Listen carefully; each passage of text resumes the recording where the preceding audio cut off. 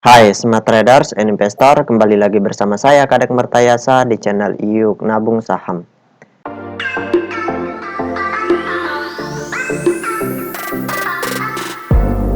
Nah, di episode kali ini kita akan membahas salah satu perusahaan yang direquest oleh Anivianete. Kode sahamnya TAMA, nama perusahaannya yaitu PT Lancar Tama Sejati Tbk. Oke, untuk mempersingkat waktu kita langsung saja buka datanya di aplikasi iPod. Jika Anda menyukai konten-konten kami mengundang Anda untuk mengklik tombol like dan subscribe agar Anda mendapatkan video terbaru kami setiap minggunya. Kemudian di sini kita ganti kode sahamnya menjadi TAMA. Kemudian kita enter.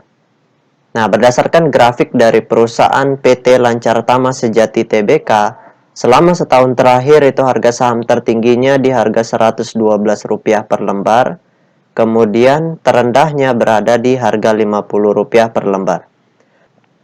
Nah, sekarang kita ingin lihat apa yang dilakukan oleh investor besarnya selama 2 bulan lebih terakhir ini, dari tanggal 3 Januari 2022 sampai dengan tanggal 11 Maret 2022.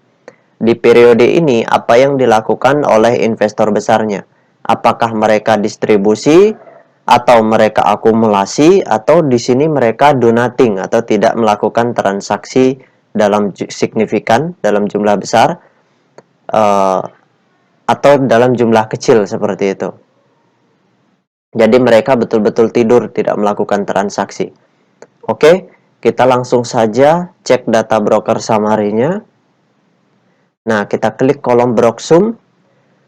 Nah, di sini kita ganti kode sahamnya TAMA.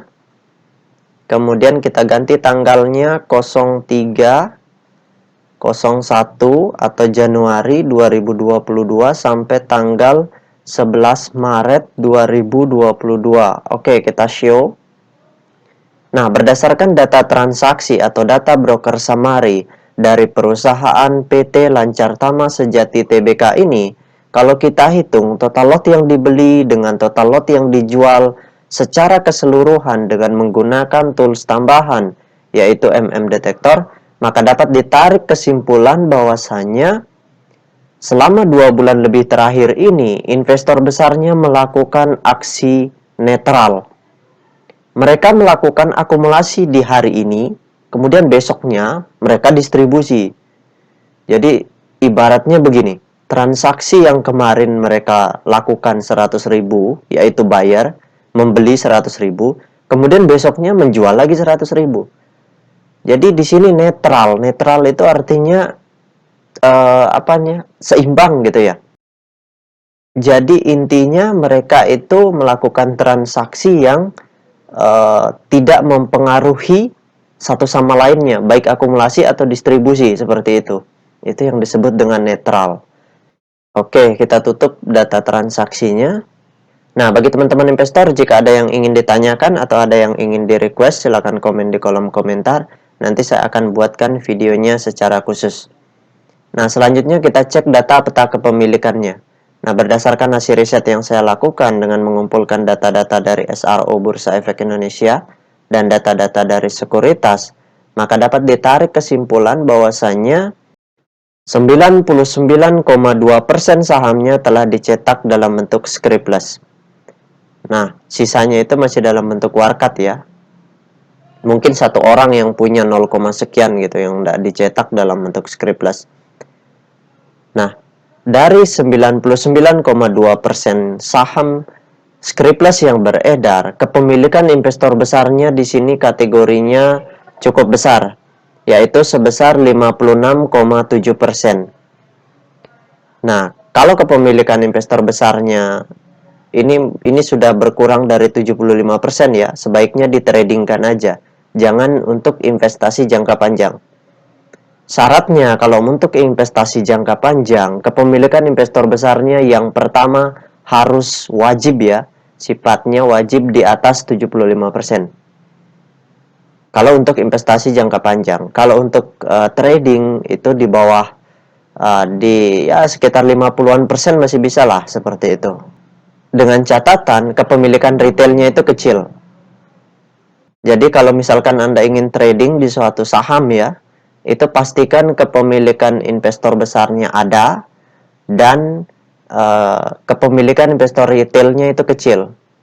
Yang bagus itu di bawah 25% kepemilikan retail.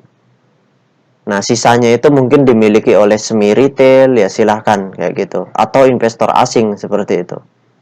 Jadi intinya retailnya pastikan jumlahnya kecil, jangan terlalu besar. Nah, di perusahaan ini kepemilikan investor retail itu sebesar 41,6%. Nah, ini perusahaan yang kategori kepemilikan retailnya sangat besar. Itulah sebabnya kenapa harga sahamnya susah naik. Kenapa? Karena retailnya banyak di sini. Seperti itu. Nah, investor besar juga kalau ingin markup harga sangat tinggi, misalkan dari 50 ke 100, mereka harus memastikan dulu kepemilikan mereka besar. 56% ini kategorinya kurang besar, seperti itu. Jadi, kalau mereka mau markup harga, itu pastikan dulu kepemilikan retailnya itu kecil, mungkin di bawah 25%, baru mereka mau markup harga. Karena kalau misalkan investor besarnya atau investor semi retail markup harga, kemudian diguyur sama retail yang jumlahnya 41% ini, maka modal mereka itu akan berkurang besar seperti itu. Dan itu beresiko bagi mereka. Karena mereka harus dikarungin sama retail di harga tinggi, itu retail-retailnya di markup sampai ke 100, nanti retail-retailnya jualan di harga 100. Waduh. Akhirnya mereka beli barang di harga mahal. Nah, itu juga yang akan menggerus modal mereka.